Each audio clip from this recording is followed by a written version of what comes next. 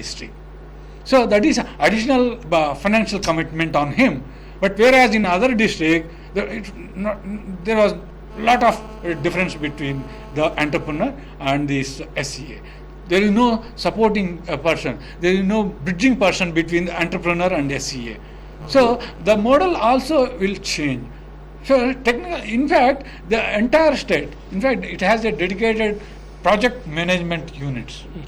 Since you mentioned project management unit, let me come to the last item I have in my framework, which is the project management. So how does project management play a role in rolling out successful CSE program? I will tell you, project management unit really important for sustaining a kind of a project called CSEs. Why? Because it has a dedicated team. It operates 24/7. Because I have, as part of the survey, I have been to this data center.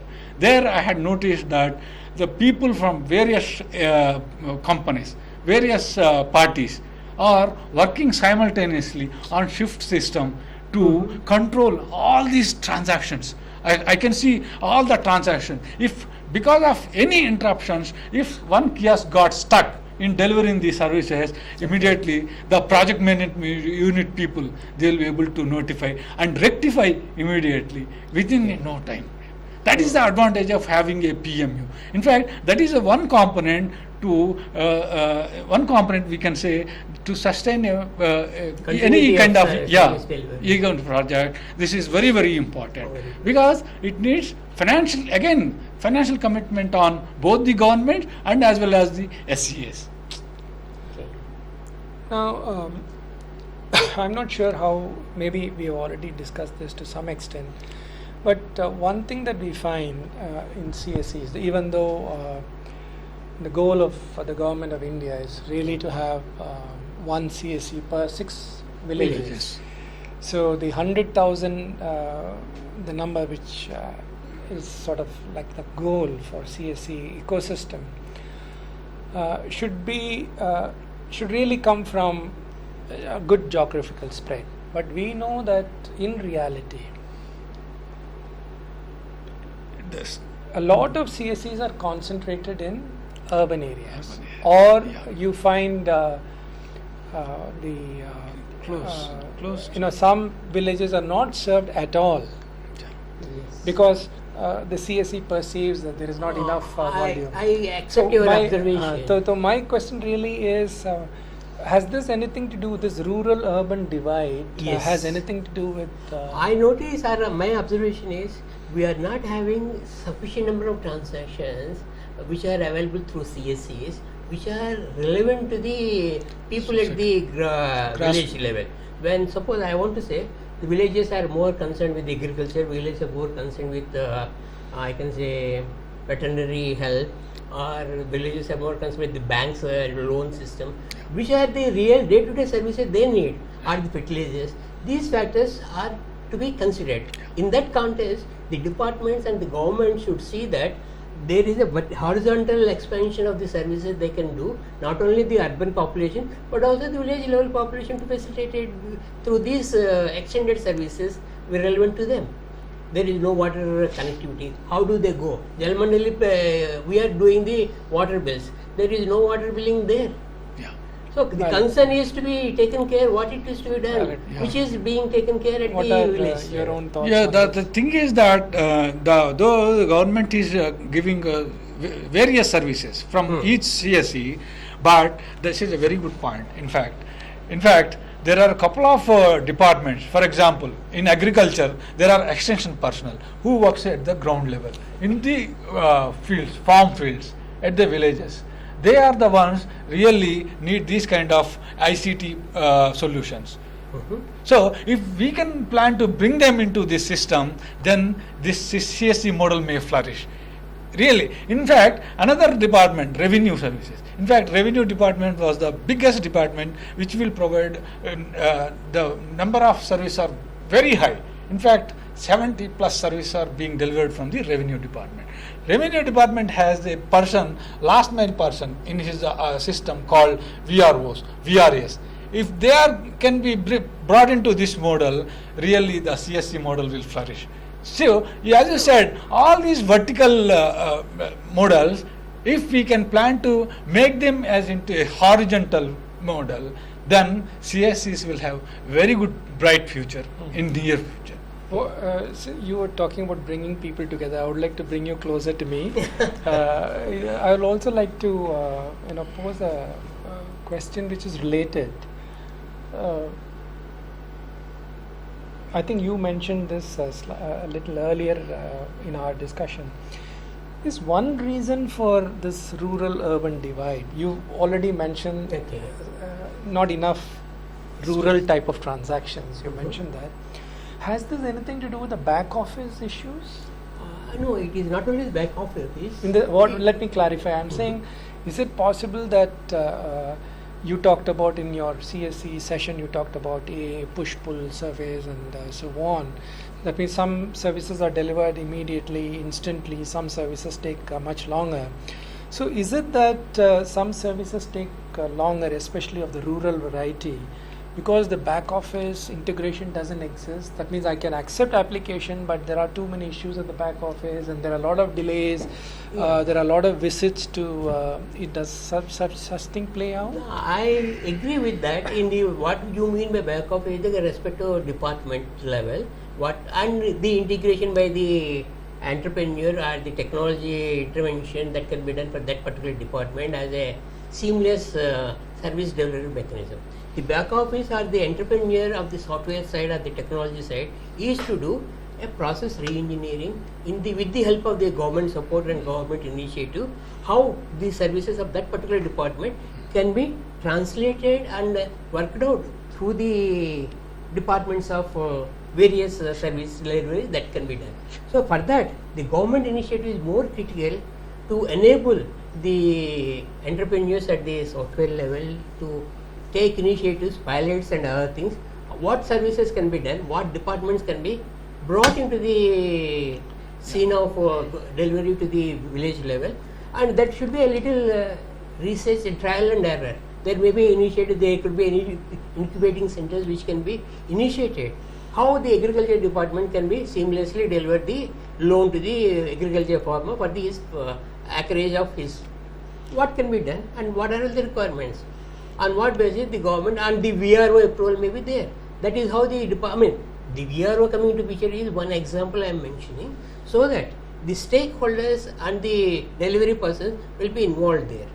So when the VRO says, yes, this is the village acreage for this particular patwari and other thing, he can take it up through the application and he can say, yes, approve it. There is no need the district level mandal resource person to go to the village level and say, yes, he has put a rice, he has put some other crop, on which the loans and other things are disbursed. Sure. So that can help a lot in re-engineering process, reprocessing the departmental operations as well. That benefits to the common man at the end. I'll just add to one point. Sure. This simplification of the internal functioning, which is a very, very important point that you have raised. But I'll tell my experience. What I have noticed was when I went to these field visits in villages, some of the farmers, they have brought their patadar passbooks, adangals, pahanes, which were of almost 40 years old. The pata passbook of very big size, almost 60 pages. 60 pages. So the entrepreneur, this village level entrepreneur, he has to scan each and every page and store in his database, at which will automatically routed to state data center. This was the back-end process. Since you have asked how difficult is the back-end process. So what we have to notice is that this scanning the 60 pages of work passbooks, if we can translate it into a single page. I'll give another example. In fact, in mid-90s, applying for passport is a challenging task. What they have to do is, what a person has to visit physically to the passport office, and he will get a application booklet, which will be in 25 pages in English and 25 pages in Hindi version. Who needs that? 50 pages of booklet they used to give. Now, the simplification, if you notice, only not more than 3-4 pages. Online. That too, you can, on your own choice, you can fill up the online application form and you can visit the passport office according to your convenient time. So, this back-end process has to come down, which is nothing but the process re-engineer. You are rightly mentioning, if there is a will, like the passport, which is a larger application with larger number of data inputting and other things, the smaller, there is a possibility that if there is a will, there is a way for each department to extend their arm of delivery mechanism through various means, process improvement, process increase, process changes, and also process simplifications. These things can be handled. So what is required in the need of the hour is to look into the horizontal expansion of the services, which in overall helps the crux of our current scenario, which is the common CSAs, to be more viable and more beneficial to the people. Two things. One, this point is a very valid point that has just been discussed. So we are saying that if you look at the passport example itself, there's a lot of linkages to other information. Maybe I can give my Aadhaar information, police is integrated. So there are a lot of things that are either it's already done or it's in the process of happening. So the workload itself is reduced, and then keying in a lot of data is reduced because I can pull data from various areas. So we are saying we are accepting that the back office, not only back office, intra-department back office has to be improved. Processes have to be informed. There has to be interdepartmental linkages also to make life easier, which will perhaps translate into more volume for the CSEs. But I have another concern at this stage, because we don't know how this will farm out. But one of the other initiatives of the government is to go for a lot of digital certificates. I mean, digitize e-locker type things. So that means physically I don't need, just like I don't need a lot of physical things.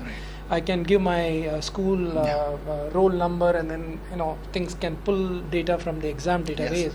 So in the same way, going forward, I get my income certificate or birth certificate or death certificate once, and then it is stored in a digital locker, and I don't need it again. So will this reduce the transaction of the CSEs? So is that so? It will increase the transactions at the CSE level. Why? Because it's already, I get it now. No, I get my there, income and you certificate. are giving and delivering through CSE is what I am saying. No, I just refer to it. I don't take a printout. That is one way. When I apply to schools and colleges, I just give that reference. So I don't go through, Here comes so the more you process re-engineer, the less you ask for hard copies. I'm wondering if CSEs... that is one way of centralization of but of course we are saying that, but we have have already acknowledged, I think you should appreciate that we are not saying CSEs are dependent on government transactions. In fact, CSEs are really, that is the key point that we want to bring out through discussion. What we don't want to even imply is that CSEs are, being killed. The whole idea behind CSE is, I think we have to acknowledge that CSE is not simply taking government to the people. One of the key objectives of CSE also was developmental objective, development goal. So in the past, the way you would, the government would plan for development of villages was very traditional, agriculture oriented, and so on. Now the whole focus of the government, even for village level, rural development, is technology enabled, entrepreneurship. So in that sense, I think we should not, some of our comments should not be misconstrued and to mean that CSEs are on their way out. It's to encourage more innovativeness among the CSEs. One last question I have to understand, so that our audience can also understand. We notice that not all CSEs are motivated. There's some lack of motivation. And what has come up from your survey? You've surveyed women entrepreneurs, you have surveyed men, you have surveyed rural, you have surveyed urban, you've done a lot of work on CSEs.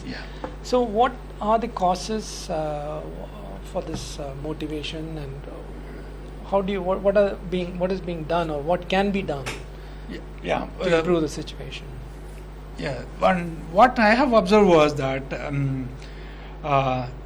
there was definitely there was a demotivation for these entrepreneurs. Why? Because the first component, I mean, the first difference was that there was unequal income level of the entrepreneurs. Because one entrepreneur sitting in the nodal point, let us say the kiosk which is close to a kind of bus stand, railway station, or college, or any government office, or police station, locational advantage, and he is getting more income, and the entrepreneur sitting in the remote locality, where any of these offices not seen, or he is into losses. So that was the one reason. The financial inequality is the main reason for the demotivation for these entrepreneurs. Then second, demotivation because of the lack of support from these other two partners. As I said earlier, they are the people who are really looking from some sort of supporting hands from this government or the state center agent. So these two are distanced really. So this is another component, and the third one is the competition, unhealthy competition among themselves, because the centers are located closely, one next to one. In some localities, I have noticed 3 kiosks are located just next to next. So this is unhealthy competition among themselves. This is another reason they are under tremendous demotivation situation.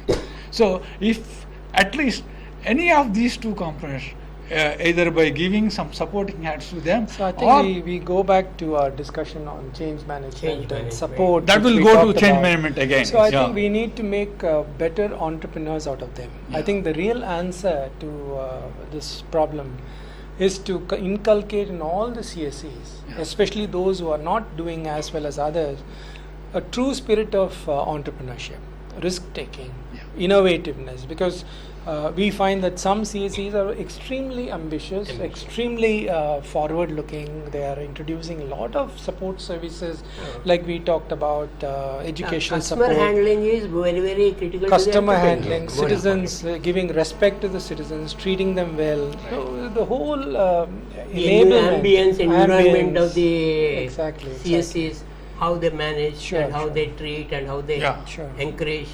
But despite of this, one thing we have to note, though there are these barriers, the entrepreneurs really trying to help the citizens. Certainly. Why? Because they are feeling that that itself is a self-respect to the society as well. Sure. I think on this note, we should really conclude. I think that is the key point that you have brought out, that there are challenges in CSEs, there are wonderful success stories among CSEs.